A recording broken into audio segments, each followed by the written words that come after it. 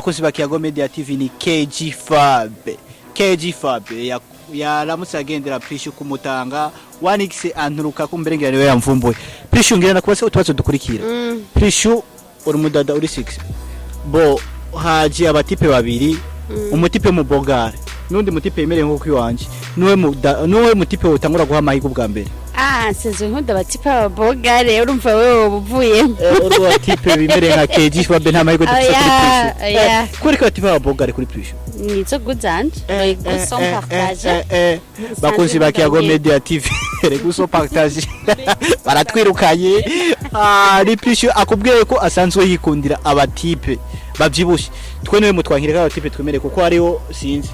Nakubwiye ati les goûts sont partagés. Irukanywe iburyo bwanje ni 1x haje abadada babiri.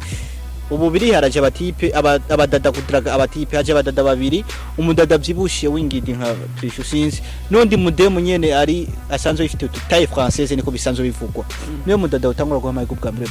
Amahigo yo kugira ya uri kumbwira amahigo yo kubana canke yo kugenda nyene vye uko numbatse ndibaza ko atarukundo rudafise projet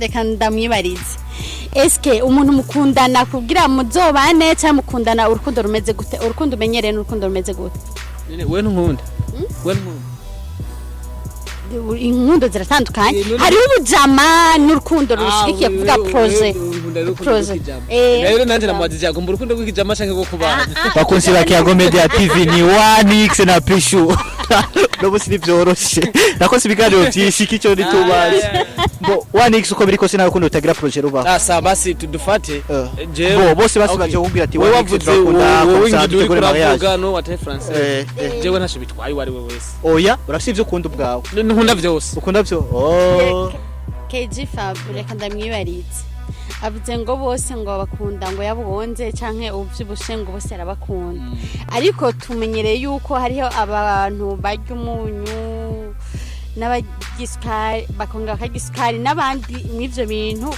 batabifata yes none twovuga yuko nawe byose bifata byose cyane ni 1x avuga ati jewe akonza akavyibushe ni hahandi nyene ndabona ko tubandanije ku ntantu namwe twofa dushitse Prishu turagushimiye ku doke gukora nawe ariko namwe mwakoze cyane ndabashimiye nakaye kaje mubwira abakozi ba Kiyago Media TV Kiyago Media TV karibu kandi muje muraraba ama video yacu araryoshe cyane mukanda subscribe kugira ngo mubandanye mudutera intege mwongera mugira ama commentaire kugira ngo mudukosoraho tuba tutariko turakora neza kugira dushobe kwakosora 1x sezera abakunzi ba Kiyago Media TV ariko mu kubasezera hari akantu waruniganye jewe rero nitwose ugenda ubimenye aba mu kubasezera ntaco bitwaye bagende